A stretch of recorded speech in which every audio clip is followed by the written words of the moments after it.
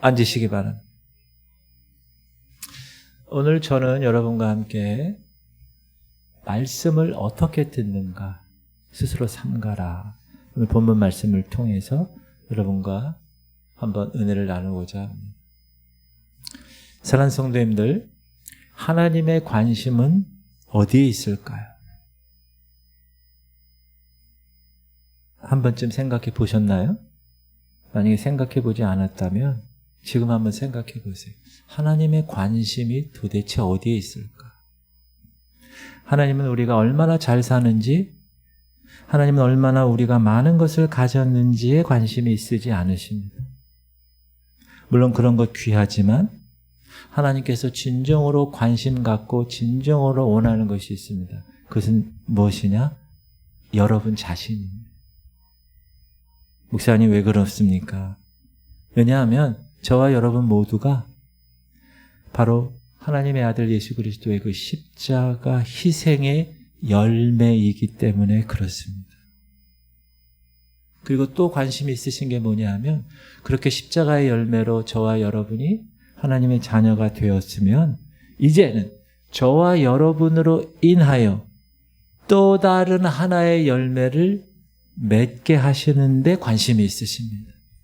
우리 교회를 통해서, 여러분을 통해서 또 하나의 열매, 영혼 구원을 맺게 하는 거기에 관심이 있으세요.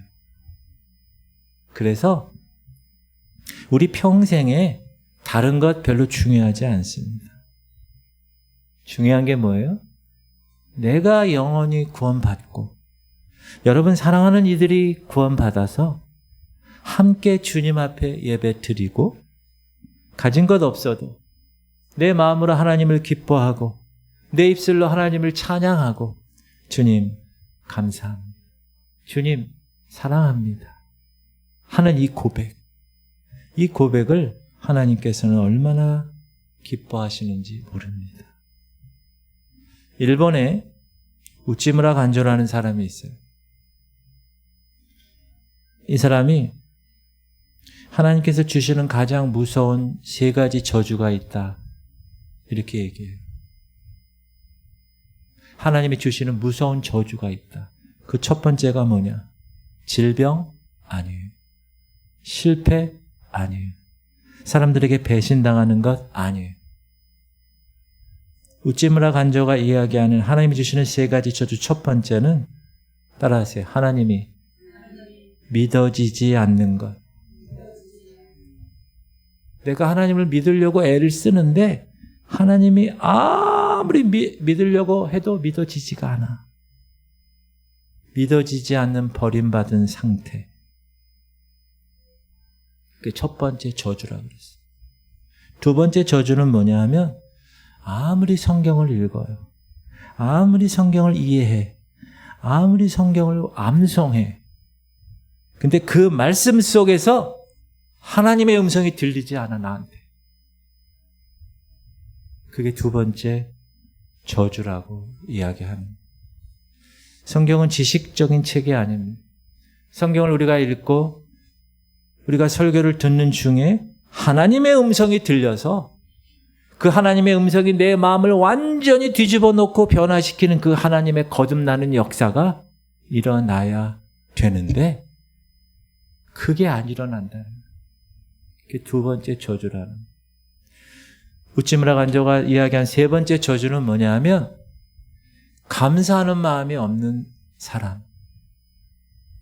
주님 앞에서 살아가고 직분도 받고 하나님의 자녀로 살아가면서도 항상 마음속에 원망이 있고 불평이 있고 좌절이 있는 사람.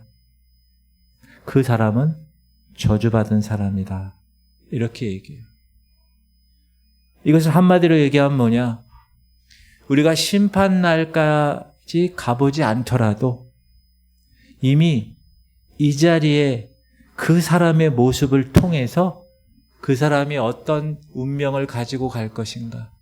더 쉽게 얘기하면 영원한 생명으로 갈 것이냐 영원한 저주로 갈 것이냐가 지금 이 자리에서 그 사람의 모습을 보면 나타난다 라고 이야기하는 것.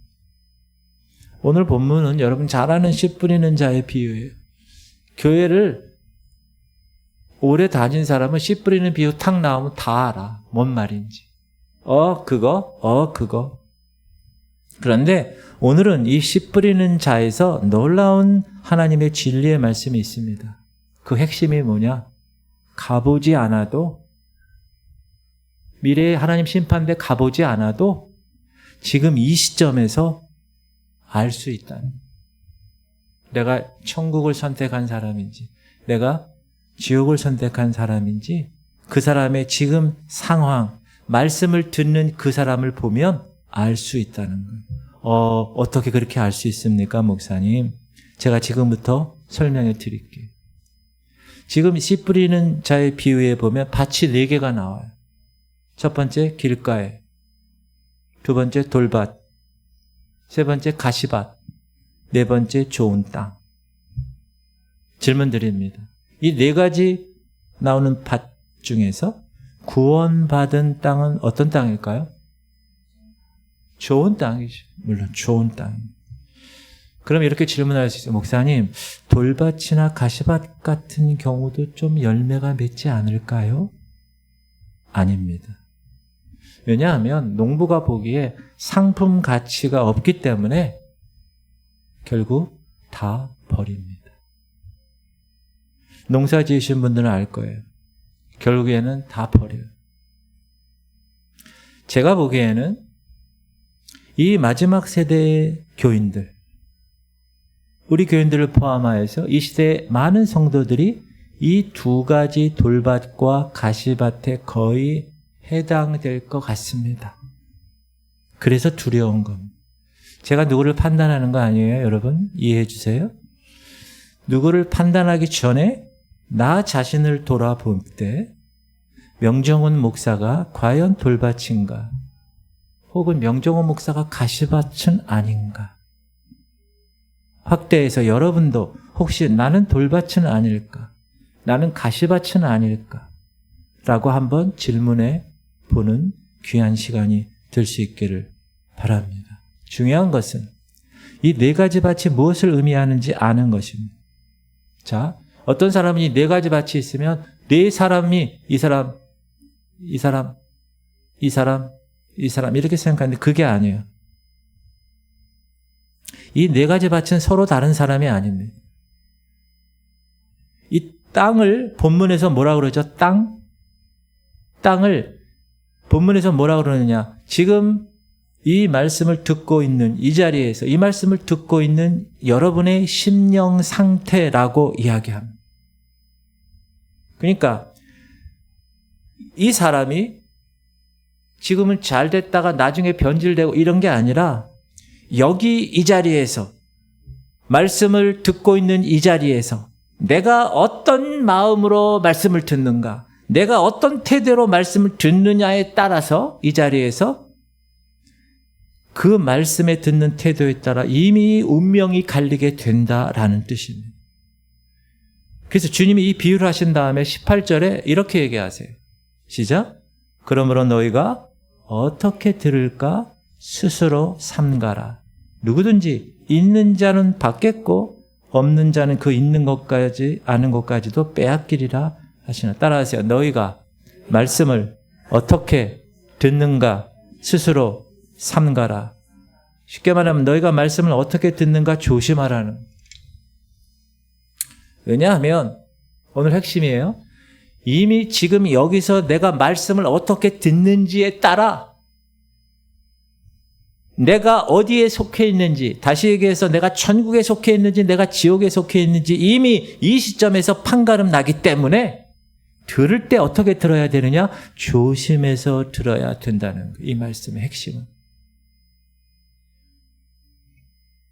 어느 목사님이 계셨는데 이분은 부흥사세요. 그 옛날 분이세요.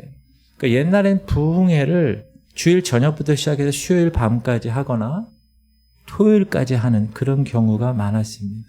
그래서 이 목사님이 지방에 내려가서 부흥회 하시고 돌아와서 주일날 겨우 설교하고 그 다음 일정 또 잡혀서 또 지방에 내려가서 부흥회를 하고 계속 반복하셨습니다. 근데 어느 날 그 교회 재정부장이 이렇게 말합니다. 목사님, 제발 집회 좀 다니지 마십시오.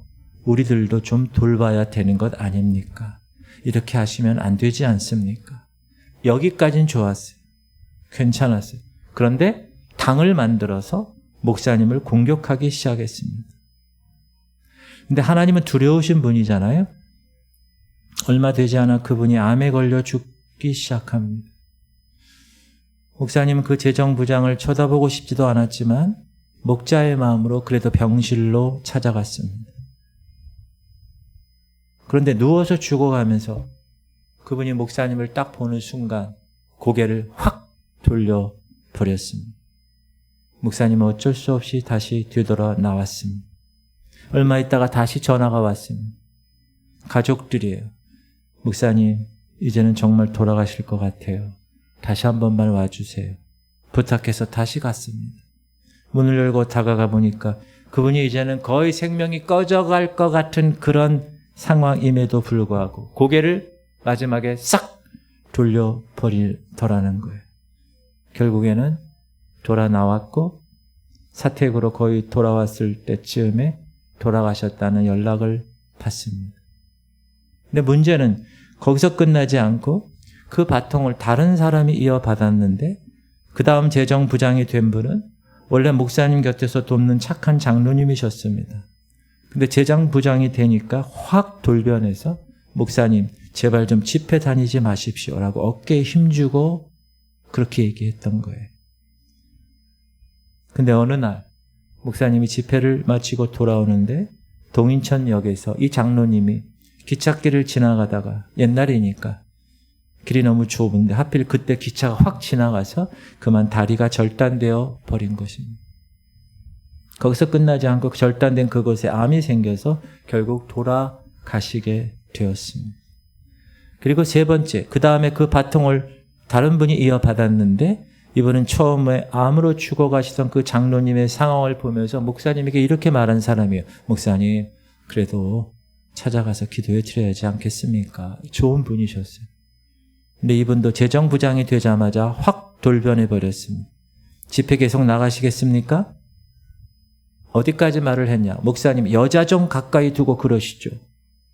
아마도 사모님을 두고 한 말 같은 그런 뉘앙스로 얘기했습니다. 이분이 어떻게 되셨을까요? 사업차 홍콩으로 출장을 가게 되었는데 건강하게 갔는데 돌아올 적에 시체로 돌아왔습니다. 무섭죠? 사실이고요. 저도 예전에 교회 사역할 때 이런 일들이 있었어요. 제가 한번 말씀드렸을 거예요. 아마 그 자리, 그 재정부장의 자리가 어떤 악한 영들이 사로잡는 것 같은 모습. 알고 보니까 그 교회 뒤에서 암암리에 모여서 그들끼리 교회를 비판하고 목사를 비판하고 자기도 모르게 그 속으로 들어가기 시작했던 것입니다. 제가 질문 드립니다. 어떻게 그 교회가 이렇게까지 되었을까요? 어떻게 그 성도들이 이렇게까지 되었을까요? 간단합니다. 지금 이 시간에 말씀을 어떻게 듣느냐를 보면 그 사람의 마지막을 알 수 있다는 것. 이건 제 얘기가 아니라 오늘 본문의 주님의 말씀이에요. 18절 말씀. 이 시간에 말씀을 어떻게 듣느냐를 보면 그 사람의 마지막을 알 수가 있다. 예전에 아파트 2층에 살 때 바로 밑에 1층이 어린이집이었어요. 그 어느 날 제가 집에 있는데 불이야 불이야 바깥에 소리가 나는 거예요. 불이 났나? 잘 들어보니까 1층에 어린이집 아이들이 소리를 지르는 거예요. 불이야 불이야 이렇게. 그래서 급히 일어나가지고 2층이니까 1층으로 이렇게 내려가 봤어요. 그때 문이 열려 있고 여자 선생님 목소리가 들렸습니다. 참 잘했어요. 불이 나면 이렇게 크게 소리쳐야 되는 거예요. 1층 어린이집에서 화재 예방 교육을 하는 것 같았어요. 질문 드립니다. 이렇게 불이 나면 작게 말하는 사람이 있어요, 없어요? 왜 아무 이런 대답을 안 하세요? 다시. 불이 막 나면 작게 말하는 사람이 있어요, 없어요? 급하면 외치게 돼 있어요. 불이야! 외치게 돼 있어요. 오늘 본문에서 우리가 빨리 읽어봐서 모르고 지나치는 대목이 있는데 자세히 살펴보면 8절에 주님이 이렇게 외치는 거예요. 불이야! 이렇게. 얼마나 다급하고 얼마나 간절하셨으면 이렇게 외치셨을까요? 무엇을 외치셨을까요? 8절 하반절 시작. 이 말씀을 하시고 외치시되 들을 귀 있는 자는 들을지어다. 들을 귀 있는 자는 들을지어다. 답답하신 거예요. 다들 귀를 가지고 있는데 이 말씀을 깨달을 수 있는 귀가 아니라는 거예요.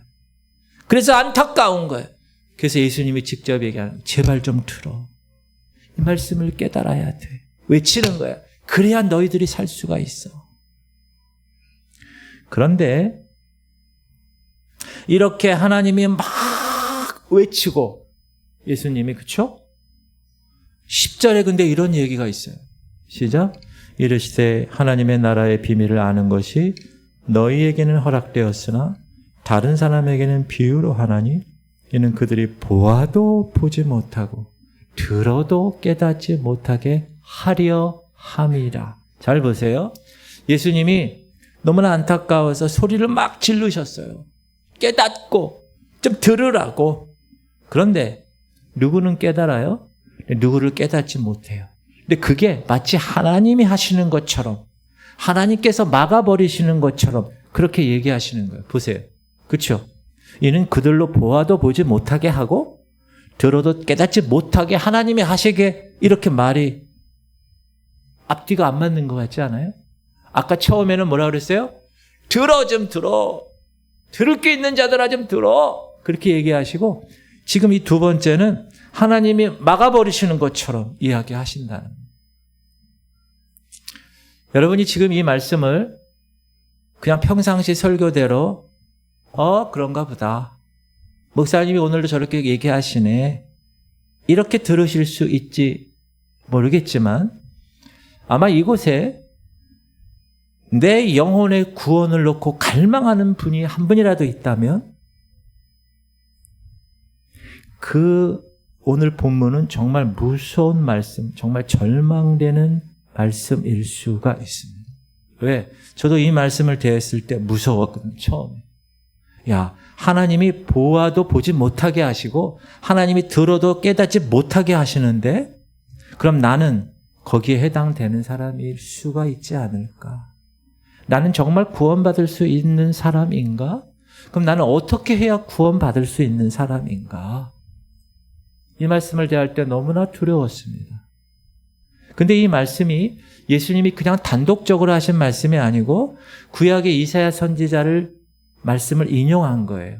이사야 6장에 보면 시작. 여호와께서 이르시되 가서 이 백성에게 이르기를. 지금 이사야에게 얘기하는 거예요. 이사야 너 가라.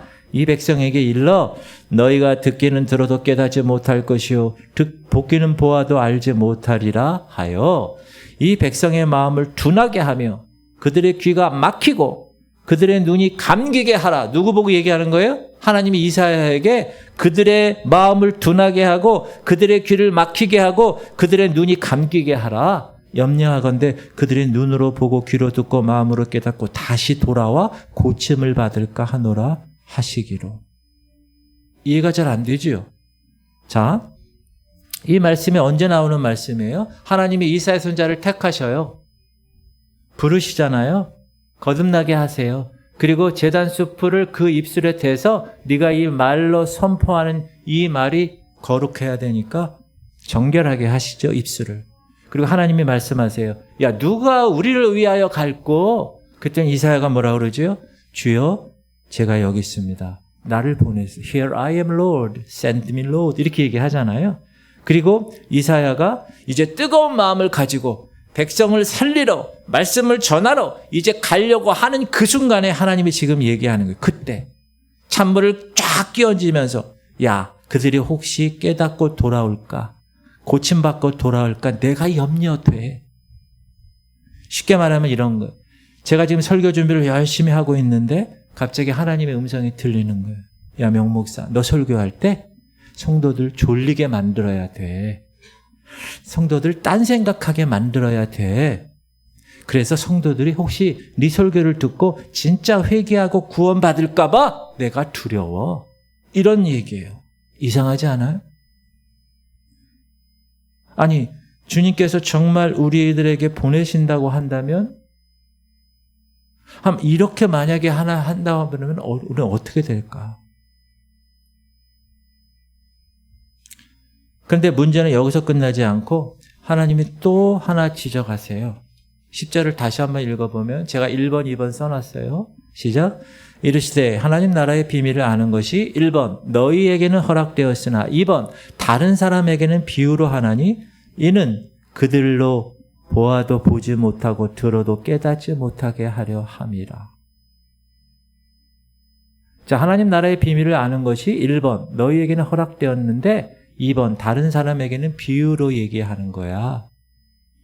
주님께서 자 1번 너희와 2번 다른 사람을 구분 지으셨다는 거예요. 지금은 다 같이 예수님 곁에 있어요. 근데 오직 너희들만 1번 너희들만 천국 백성이 되는 거라는 거예요. 오직 너희들만 따로 불러서 내가 비유의 해석을 가르쳐 주겠다는 거예요. 근데 2번 다른 사람들에게는 그렇게 하지 않겠다는 거예요. 비유만 들려주시겠다는 거예요. 그러면 우리가 이런 생각을 할 수 있어요. 이 해석을 2번 다른 사람에게도 비유만 얘기하지 말고 비유의 해석을 만약에 가르쳐-주면 이 다른 사람도 1번처럼 주님 앞에 돌아올 수 있을까? 여러분들 어떻게 생각하세요? 2번 다른 사람도 비유의 해석을 하나님이 주시면 1번 너희들처럼 돌아올 수 있을까? 아니라는 거예요. 이미 2번 다른 사람은 길가, 돌밭, 가시밭 있기 때문에 아무리 비유의 해석을 해줘도 열매를 맺지 못한다. 그들은 결국 복음을 배반할 것이라는 거예요. 지금 씨 뿌리는 비유의 거. 자, 우리가 많이 착각하는 것 중에 하나가 뭐냐 하면 나는 안다는 거예요. 나는 말씀 안다는 거. 깨달았다는 거예요. 나 십자가 말씀 알고 있다는 거예요. 근데 그거를 비유로만 알아요. 그랬어. 알아. 인지해. 그런데 비유로 그걸 알면 뭐 하나요? 십자가의 말씀, 좁은 길의 말씀을 알면 뭐 합니까? 그런데 우리는 이것을 내가 이해했기 때문에 나도 모르는 사이에 어떻게 생각할 수 있어요? 나는 구원받았어? 라고 착각을 할 수 있다는 말이에요. 그래서 오늘 예수님이 직접 말씀하신 문제 제기가 세 가지가 있다는 거예요. 첫 번째는 뭐냐? 너희가 어떻게 듣는가? 지금 여기서 말씀을 어떻게 듣는가? 스스로 조심해야 돼. 두 번째, 듣고 깨달아서 다시 돌아와서 고침받을까? 내가 염려돼. 내가 부담스러워. 이해 아까 안 되는 내용이에요. 세 번째, 2번, 1번이 아니라 저희들 2번 그들에게는 비유로만 말씀하셔. 요 세 가지. 그러면 여러분이 지금 객관적으로 이 세 가지 예수님이 말씀하시는 문제 제기를 딱 들었을 때 어떤 기분이 드십니까? 구원받을 사람이 거의 없어 보이죠. 이 세 개로 보면. 그럼 이 세상에 구원받을 사람이 누가 있어? 주님께서 이렇게 얘기까지 하시는데. 무슨 말이냐? 그렇게 구원의 길이 좁다는 거죠. 근데 우리가 좁은 길이라는 단어도 너무 익숙해졌어요. 그러나 진짜 하나님 말씀하시는 좁은 길. 제가 이런 생각을 했어요. 나중에 여러분이 심판대 앞에 쓸 거예요. 그때 흰옷 입은 사람이 과연 몇이나 있을까? 상상을 해봤어요. 차례대로 줄을 이렇게 쭉 선다면 과연 나는 거기 들어갈 수 있을까? 목사인 제가. 노아 시대 지구상에 수억 명이 살았어요. 구원받은 사람이 몇 명이에요? 8명밖에 되지 않아요. 그럼 내가 그 하나님 심판대 앞에 섰을 때 차례로 줄을 서 있다면 내가 그 줄에 있을까? 비록 내가 나에게 하나님이 허락하신 금연료관이 아니더라도 생명의 면류관, 의의 면류관 이런 게 아니더라도 개털 모자라도 제발 내가 쓰더라도 내가 천국에 들어갈 수만 있으면 얼마나 좋을까. 무슨 말입니까? 정말 쉬운 게 아니라는 거예요. 자, 제가 여러분에게 지금 괜히 겁주려고 하는 말씀이 아닙니다. 지금 현실을 말하는 거예요. 그래서 오늘 본문을 통해서 예수님이 이미 말씀해 놓은 이 세 가지의 이 주제를 제가 여러분에게 말씀드리는 거예요. 자, 그러면 지금부터 중요합니다. 목사님, 그러면 어떻게 하면 천국에 들어갈 수 있을까요? 오늘 본문을 통해서 제가 세 가지로 말씀드리도록 하겠습니다. 첫 번째가 뭐냐? 따라하세요. 주님이 내 인생의 전부가 되어야 합니다. 제가 질문 드립니다. 주님이 여러분의 전부가 되십니까? 대답하세요. 어떤 사람은 아멘, 노멘. 아까 제가 말씀드릴 때 주님께서 1번 너희와 2번 다른 사람을 구분 지으셨다고 말씀드렸어요. 자, 질문 드립니다. 1번 너희는 누굴까요? 대답해 보세요. 1번 너희. 그 당시에 1번 너희가 누구예요?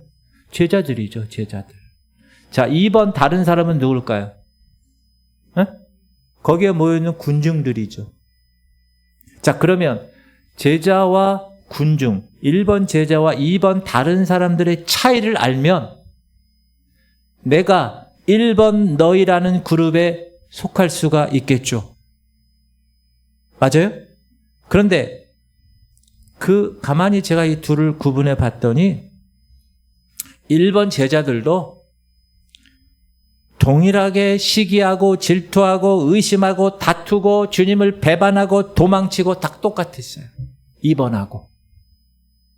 근데 딱 하나 2번과 다른 것이 있었어요. 그게 뭐냐?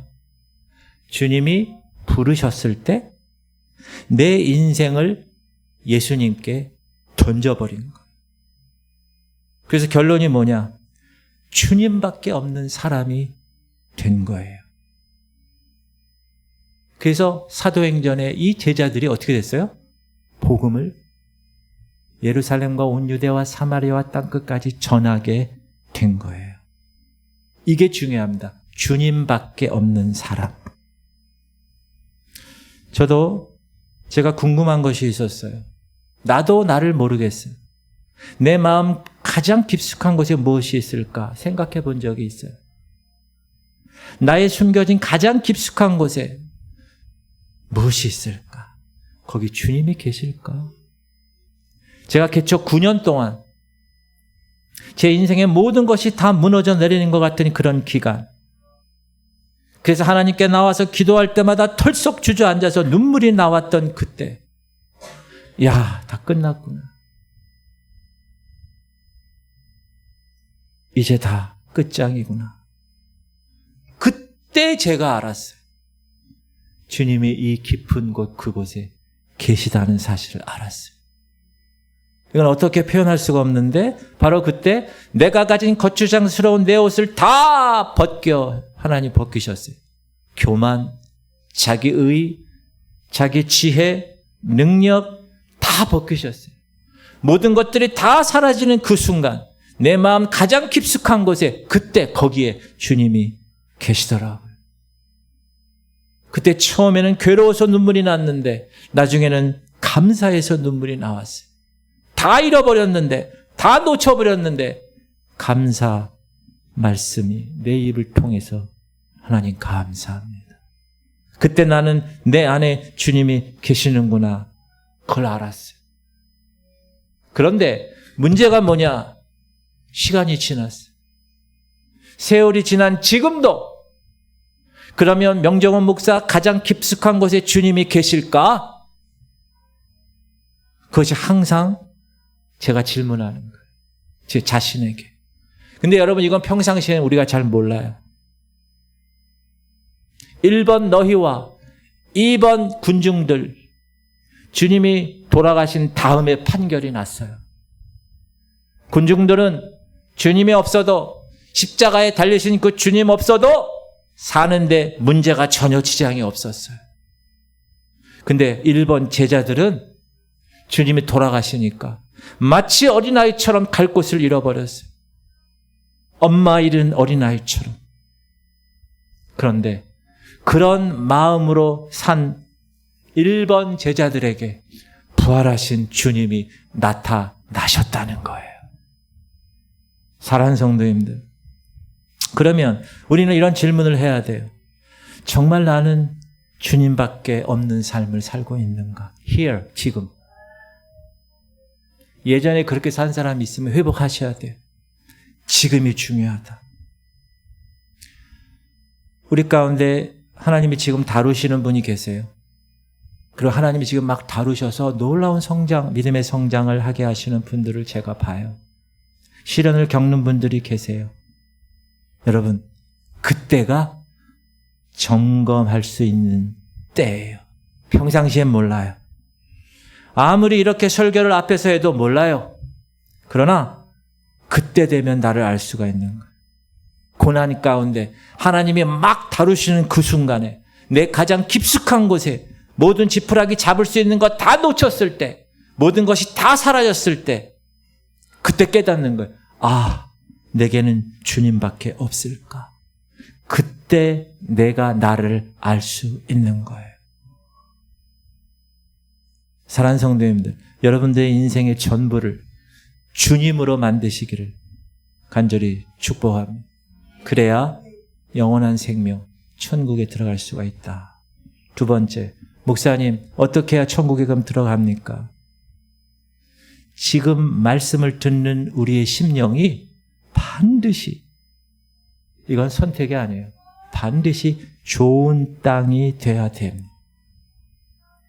여러분, 좋은 땅은 어떤 상태인가요? 이게 중요하지. 좋은 땅이 어떤 상태인가가 중요해. 15절 보니까 시작.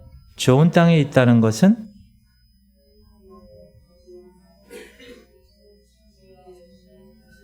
제가 땡땡 쳤어요. 땡땡. 어디에 땡땡 쳤어요? 지키요. 착하고 좋은 마음이 뭘까요? 지키는 마음이에요. 말씀을 듣고 지켜내는 것. 여러분, 이게 오늘 핵심 단어예요. 오늘 전체에서 가장 중요한 핵심 말씀이 지키어예요. 따라서 지키어. 대부분 사람들은 말씀을 어떻게 들어요? 수동적으로 들어요. 뭔 말이냐? 편안하게 들어요. 그래. 오늘도 목사님 좋은 말씀 하시네. 지적으로 동의해요. 그렇지. 그렇게 살아야 돼. 내 마음에 와닿으면 반응을 해요. 감동받으면 행동하려고 그래요. 그러나 내 마음에 반응이 안 와요. 그냥 끝나요. 그것으로. 그런데 좋은 땅이라는 거는 그런 게 아니라는 거예요. 여러분 심령이 좋은 땅이 된다는 거는 그냥 설교를 잘 듣는 정도가 아니라 말씀을 들을 때 어떤 자세로 듣느냐. 따라합시다. 지키려고 말씀을 듣습니다. 주님 말씀만 하여 주옵소서. 제가 반드시 지키겠습니다. 어떤 말씀이든지 제가 반드시 해내고 말겠습니다. 저 부족합니다.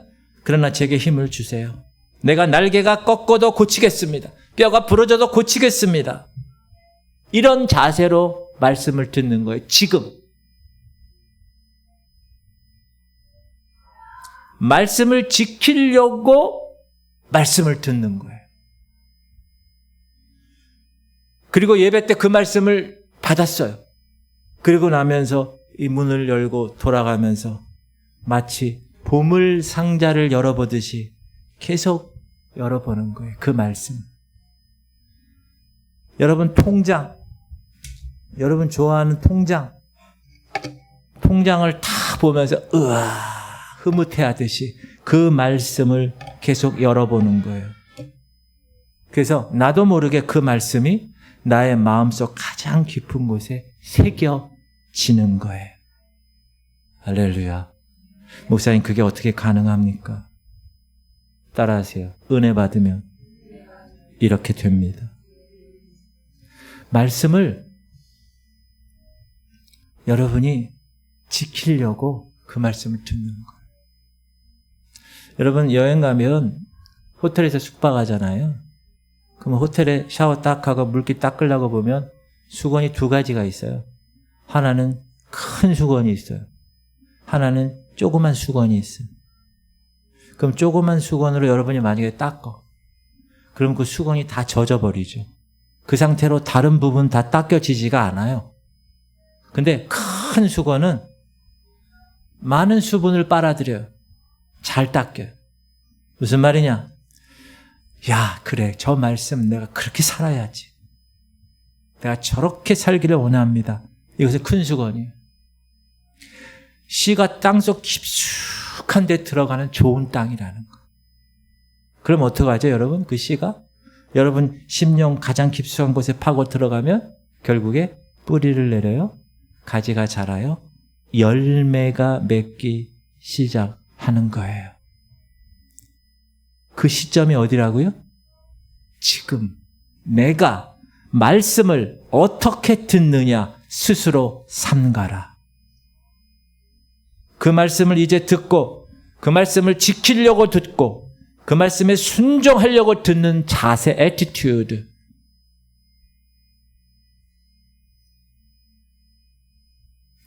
여러분 이 말씀을 그냥 아무 생각 없이 그냥 들으면 막상 순종해야 될 상황이 닥치면 대부분 사람들 놓쳐버려요. 순종하지 않아요. 주저앉아 버려요. 예를 들어서 말씀에 용서하라는 말이 있잖아요. 그 말씀이 여기 들어와 있어. 근데 막상 내가 상처받으면 용서가 돼요, 안 돼요? 안 돼요. 그때는 이 말씀의 용서가 보이지도 않아. 그런데 평상시에 말씀을 지키려고 그 말씀을 내 마음에 이렇게 품고 있어요. 그러고 있다가 상황이 딱 맞닥뜨려지면 이때가 기회구나. 얼른 달려가서 용서해 버리는 거야. 깨뜨려 버리는 거야. 나눠져 버리는 거야. 그렇게 하는 거예요. 그게 좋은 땅이에요. 그래야 열매가 맺히는 거예요. 15절 보니까 말씀을 듣고 지키어 인내로 결실하는 자니라. 이렇게 우리가 말씀을 지키고 어떤 유혹이 있어도 지키고 시련이 있어도 포기하지 않고 내 목숨 붙어있는 날까지 이렇게 살아가면 마지막 심판대 앞에 하나님 보시기에 우리 영혼의 아름다운 열매가 되어서 천국으로 들어갈 수 있다는 말입니다. 그러니까 지금이 중요한 거예요. 여러분이 지금 내가 하나님 말씀을 어떻게 듣느냐를 보면 마지막 때 내가 어디로 가는지 내 운명이 어떻게 되는지 지금 알 수 있다는 거예요. 제 얘기가 아니에요. 오늘 하나님 말씀이에요. 반드시 기억하실 수 있길 바랍니다. 목사님 어떻게 하면 천국에 들어갈 수 있을까요? 구원받고자 하는 간절함이 여기 막 철철 넘쳐요. 이사야 시작. 염려하건대 그들이 눈으로 보고 귀로 듣고 마음으로 깨닫고 다시 돌아와 고침을 받을까 하노라. 하나님이 얘기하신 거잖아요. 부담스럽다는 거예요. 염려가 된다는 거예요. 근데 여러분 이 말씀이 명정훈 목사에게 하신 말씀이라면 하나님이 명정훈 목사가 돌아올까 봐 염려돼. 하나님이 명정훈 목사가 돌아올까 봐 부담돼. 그러면 여러분은 어떤 심정이겠어요? 만약에 하나님이 여러분이 돌아오는 게 부담돼. 절망이겠죠. 하나님께서 네가 돌아오고 혹시 깨닫고 회개할까 봐 내가 염려된다. 이렇게 하시면 여러분 어떻게 하시겠어요? 포기하시겠어요? 모르겠어요. 사람마다 의지가 다 달라서 어떨지 모르겠어요. 그러나 저는 절대로 포기하지 않을 거예요. 아무리 다 막혀진다고 해도 포기하지 않아요. 왜요? 내가 이대로 지옥 가는 것이 확실하다고 한다면 포기가 되겠어요? 전 포기하지 못해요. 절대로. 오히려 길을 쓰고 내 운명을 뒤집어서라도 내가 할 수 있는 것 다 해볼 거예요. 가진 것 다 버릴 수 있어요. 죄의 쾌락, 하나님 보시기에 뭔가 잘못된 거 있으면 다 싹 갖다 버릴 수 있어요. 미워했던 사람 하나씩 하나씩 다 찾아가서 용서하고 용서를 빌 수 있어요. 전부 다 해버릴 겁니다. 그렇게 할 거예요, 저는. 왜? 지옥 가는 것이 확정됐다고 하니까. 오늘 이 말씀, 혹시 염려하건대 그들이 깨달아 다시 올까 고침받을까 한다. 이 말씀은 두 가지 의미가 들어있어요. 하나는 뭐냐? 지금 이거 이사야에게 하나님 말씀하신 거잖아요. 야, 너 가서 전하더라도 그들 돌아오지 않을 거 내가 알아. 왜? 지금 그들의 하나님 말씀 받는 태도를 보니까 내가 알겠어. 이 뜻이에요. 동시에 또 다른 뜻이 있어요. 제발 저희들 버리지 마시고 주님께 돌아와서 하나님 정말 간절히 하나님께 매달리는 그 사랑. 여러분, 수로보니게 여인 아세요? 주님께서 많은 사람들 보는 앞에서 이 이방 여인에게 냉정하게 하셨어요. 자녀들의 떡을 개들에게 던져줄 수 없어. 딱 잘라서 얘기했어요. 그렇게 목말라 했던 그 여인을 밀어내셨어요. 예수님이. 수많은 사람들 앞에서 이 여인 모욕당했어요. 다 끝장났어요. 야, 어떻게 주님이 그렇게 하실 수 있어? 여러분이 수로보니게 여인이에요. 그럼 보통 사람 같으면 어떻게 하죠? 이 안에서 분노가 일어났을 거예요. 혹은 좌절했을 거예요. 그런데 이 수로보니게 여인은 좌절할 겨를도 없어요. 왜? 너무 갈급했기 때문에. 주님 말씀에 개의치 않고 이렇게 말합니다. 주님 맞아요. 저는 개입니다. 저는 개예요. 괜찮습니다. 저는 개예요. 하지만 개도 주인의 상에서 떨어지는 그 부스러기를 먹습니다. 그 부스러기라도 저에게 주세요. 왜? 너무 간절하니까. 자존심이고 뭐고 아무것도 없는 거예요. 그 여인에게 있어서. 근데 여러분, 주님이 이 수로보니게 여인에게 이렇게 말했을 때 그 여인이 어떻게 대답할 것을 주님이 아셨을까요? 모르셨을까요? 아셨어요.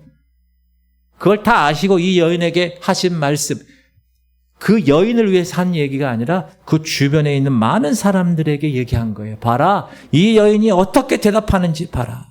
그걸 보여주고 싶으셨던 거예요. 그래서 주님께서 말씀하신 오늘 본문의 10절 말씀은 두 가지 의미가 담겨져 있는 거예요. 자, 첫 번째, 간절한 심정을 가지고 있는 사람들에게는 어떻게 돼요? 내가 이대로 지옥 가는 것이 확실하다고 하면 어떻게 하겠어요? 길을 쓰고 돌이키게 하는 말씀이에요, 이 말씀. 그런데 간절하지 못한 사람에게는 어떤 말씀일까요? 눈이 감기고 귀가 막히는 말씀이 되는 거예요. 이해가 되셨습니까? 지금 이 말씀을 듣는 여러분들도 구원의 갈망, 수로보니게 여인처럼 그런 갈망이 있는 줄 믿습니다. 또한 많은 분들이 저는 이 문제로 고민하고 있다는 것도 알아요. 이 구원의 문제. 지금 여기에도 그런 분들이 계시는 줄 알아요. 목사님, 혹시 저도 거절되는 사람이 아닐까요?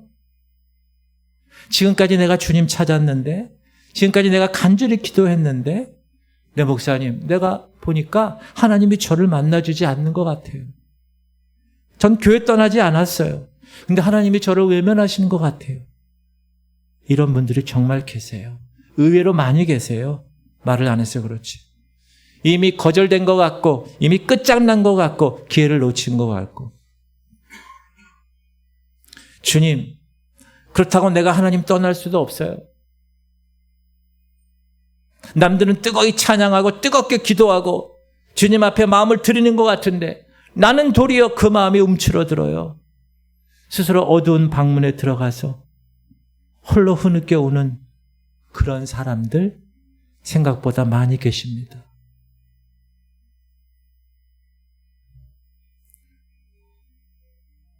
지난주에 김한나 권사님 제 아내와 신방했습니다. 그렇게 새벽에 모든 공예배 90이 넘으셔서 그렇게 계단 걸어 올라오시면서 예배를 드리셨던 분이에요.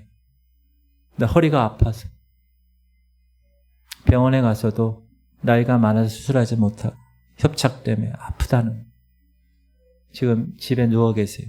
제가 갔을 때 그 집 문이 이만큼 열려 있었어요. 제가 들어갔습니다. 전화도 안 하고 그냥 들어갔어요. 문이 열려 있었기 때문에. 누워 계세요. 제가 손을 잡았어요. 권사님 좀 어떠세요? 김만나 권사님 저한테 뭐라 그러시냐? 제 손을 푹 잡으면서 목사님 보고 싶었어요. 그래서 제가 그 손을 꼭 잡고 저도 권사님 보고 싶었어요. 그리고 간절하게 기도했어요. 사랑하는 성도님들, 혹시 제가 아까 말씀드린 것처럼 아무리 간절히 기도해도 하나님이 거절하시는 것 같고 내가 하나님 정말 순종하려고 그러는데도 아직 주님이 오지 않은 것 같은 그런 상황에 계신 분 계십니까? 절대로 포기하지 마시기 바랍니다. 여러분 마음을, 문을 조금이라도 열어놓으셔야 돼요. 김만나 원사님 집에 문이 열려 있어서 제가 들어간 거예요. 그 현장에서 여러분 마음의 문을 열고 기다리셔야 됩니다. 주님이 당장 안 오실 수 있어요. 그래도 문을 열고 기다리셔야 돼요. 그리고 간절히 기도하세요. 주님, 저를 기억해 주세요. 여러분들의 어두운 세월들, 그 눈물의 목소리, 아무도 안 들을 것 같죠? 주님이 여러분을 지나가시다가 그 여러분의 간구의 소리를 들으시고 걸음을 멈춰 세우시고 여러분 안에 들어오실 것입니다. 절대 포기하지 마세요. 성경은 계속 얘기하는 거예요. 가까이 있을 때 부르라. 만날 만할 때 찾으라. 목마른 자는 다 내게로 오라. 여러분 마음을 집중해서 끝까지 주님을 찾아보십시오. 아무리 거절된 것 같은 말씀이 내 앞에 있지만 주님에게 거절된 사람은 지금까지 아무도 없습니다. 그 사람이 거절했지 주님이 거절한 경우는 없어요. 목사님 그걸 어떻게 합니까? 주님께서 우리를 만나시기 위해서 이미 그 아들 그 예수를 십자가에 달려 돌아가신 십자가의 증거가 우리 안에 있어요. 아무도 핑계댈 수가 없어요. 파리 목숨도 안 되는 나까지도 하나님이 세상을 이처럼 사랑하사 독생자를 주셨으니 누구든지 whosoever 누구든지 그를 믿는 자마다 영생을 천국을 얻게 하려 하신다고. 주님은 우리 안에 이미 포함시켜 놓으셨어요. 그러므로 사랑하는 성도님들 넘어져도 끝까지 주님을 바라보세요. 그리고 문을 열어놓으세요. 주님이 들어오실 수 있게. 그리고 오늘 핵심 지금 하나님의 말씀을 내가 어떻게 들을 것인가 스스로 삼가세요. 점검하셔야 돼요. 그래야 하나님께서 말씀으로 여러분 심령 가운데 들어가시는 거예요. 여러분의 그 좁은 문, 열어놓은 그 문을 지나가시다가 여러분의 음성을 듣고 수로보니아 여인처럼 그렇게 애쓸 때 하나님이 들어가시는 거예요. 할렐루야. 눈 감으시기 바랍니다. 사랑하는 성도님들, 저는 오늘 여러분의 영적인 책임을 지고 있는 목사로서 여러분에게 간절하게 말씀드렸습니다.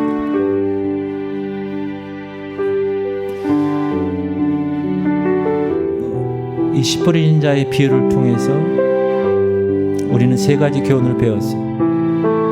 주님이 내 인생의 전부가 되어야 한다는 사실. 1번 제자들, 2번 군중들의 차이는 뭐예요? 주님밖에 없는 사람이 되었는가 아니 되었는가요? 주님, 모든 것이 무너져도 내 가장 깊은 곳에 주님이 계시기를 소원합니다. 그렇게 항상 생각하며 신앙생활 하셔야 돼요. 두 번째는 말씀을 듣는 우리의 심령이 지금 강단에서 선포되는 말씀, 공동체 성경 읽기를 통해서 나오는 그 말씀을 듣는 우리의 심령이 좋은 땅이 되어야 된다. 그냥 지적으로 동의해서 듣는 게 아니라 정말 지키려고, 그 말씀을 지키려고, 어떤 말씀이든지 내가 반드시 지키려고 준비해 놨다가 그 말씀을 내가 세상 살아갈 때 그 말씀이 지킬 기회가 되면 그때 내가 그 말씀을 꺼내서 지키는 거예요. 용서해라. 야, 내가 이 상황에서 용서해야 되겠고. 지키려고 말씀을 들으시기 바랍니다. 이것이 오늘 핵심입니다. 여러분, 주의 말씀을 대할 때 지키려고 대하세요. 세 번째, 구원받고자 하는 간절함이 여러분에게 있어야 돼요. 수로보니게 여인처럼 자존심, 체면 다 버리고, 저도 개척 9년 동안 제 자존심, 제 체면 깎이고 깎이는 9년을 보냈어요. 얼마나 자존심 상한지 몰라. 근데 그렇게 버리니까 주님이 그 버린 그 깊은 마음속에 계시다는 것을 알게 됐어요. 여러분, 다 내려놓으셔야 돼요.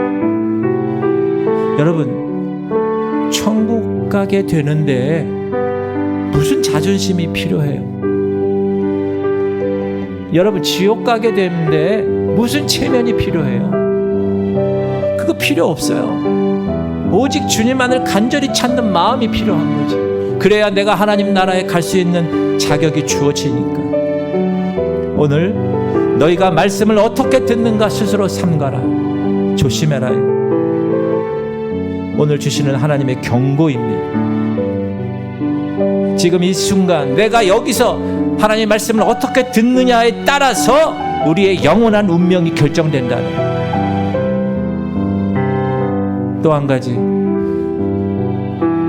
거절감이나 두려움 가운데 계신 분이 계세요? 혹시 열심히 하나님께 기도하는데도 하나님 만나주지 않는 것 같으신 분 계세요? 내가 울면서 주님께 정말 통곡하며 기도하는데도 하나님이 외면하시는 것 같으세요? 그런 분 만약에 있으면 마음의 문을 열어 놓으세요. 닫지만 조금이라도 열어놔야 돼.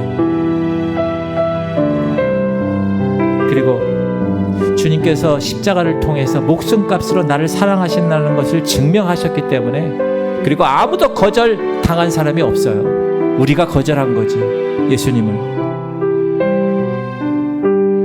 마음의 문을 꼭 열어놓으셔야 돼요. 그럼 언젠가는 하나님이 그 마음의 문을 열고 들어가서 여러분 깊은 곳에 좋은 땅으로 변화시킬 줄 믿습니다. 우리 한번 마음속에 다짐하세요. 주님, 내 인생의 전부로 삼겠습니다. 주님, 하나님 말씀을 들을 때 어떻게 듣는가? 오늘 주님의 음성을 들었습니다. 말씀을 지키려는 마음으로 듣겠습니다. 그리고 간절한 마음으로 끝까지 주님을 찾겠습니다. 포기하지 않고. 그럴 때 여러분의 심령이 좋은 땅이 되어서 지켜내고 인내로 결실해서 여러분이 원하시는 천국에 들어가게 될 줄 믿습니다. 주님께서 가던 길 멈추시고 여러분 각자의 마음을 두드리시고 계셔요. 여러분이 문을 열어 놓으셔야 돼요. 그러면 하나님이 들어가셔서 여러분의 구원과 여러분이 사랑하는 여러분의 가족들, 자녀들의 구원을 책임져 주실 줄 믿습니다. 자, 이제 우리 기도하겠습니다. 하나님, 우리 성도들이 내 인생의 전부가 되게 하여 주옵소서. 주님이 내 인생의 전부. 그리고 너희가 말씀을 어떻게 듣는가 스스로 조심하라. 내가 지금 하나님 말씀을 어떻게 듣는가, 내가 어떤 태도로 듣는가. 하나님, 내 심령이 좋은 땅이 되게 하시옵소서. 주님, 우리 성도들 중에 구원받고자 하는 간절함이 있습니다. 하나님 외면하시는 것 같습니다. 그러나 여러분 포기하지 말고 문을 열어놓게, 여러분의 마음의 문을 열어놓으셔야 돼요. 우리 연약한 자들, 우리 할인이, 우리 민우, 최영자 누님, 김은희 권사님, 강홍예 권사님, 김원정 권사님, 김한나 권사님, 김사라 권사님, 조명원 권사님, 우리 통성으로 주님 이름 부르고 하나님 앞에 1대1로 쓴 상황에서 하나님, 제가 정말 구원받고 싶습니다. 정말 천국 가고 싶습니다. 하나님, 내 인생의 전부가 되어주시고 내 마음이 주님의 심령의 좋은 땅이 되게 하여 주옵소서. 주님 이름 부르고 통성으로 기도하겠습니다. 주여 할렐루야. 하나님 감사합니다. 하나님, 오늘도 귀한 씨 뿌리는 비유를 통하여서 우리에게 말씀하시길 감사합니다. 하나님, 우리는 제자들이 되기 원합니다. 군중이 되기 원치 않습니다. 내 삶 가운데 주님이 내 인생의 전부가 되어야 되겠습니다. 하나님, 모든 것이 무너져도 내 가장 깊은 곳에 주님이 계심을 선포합니다. 하나님, 특별히 말씀을 들을 때 지키려고 말씀을 듣게 하시옵소서. 아무 생각 없이 듣는 것이 아니라 지금 나에게 하나님이 무슨 말씀을 하시는가, 너희가 말씀을 어떻게 듣는가 스스로 삼가라.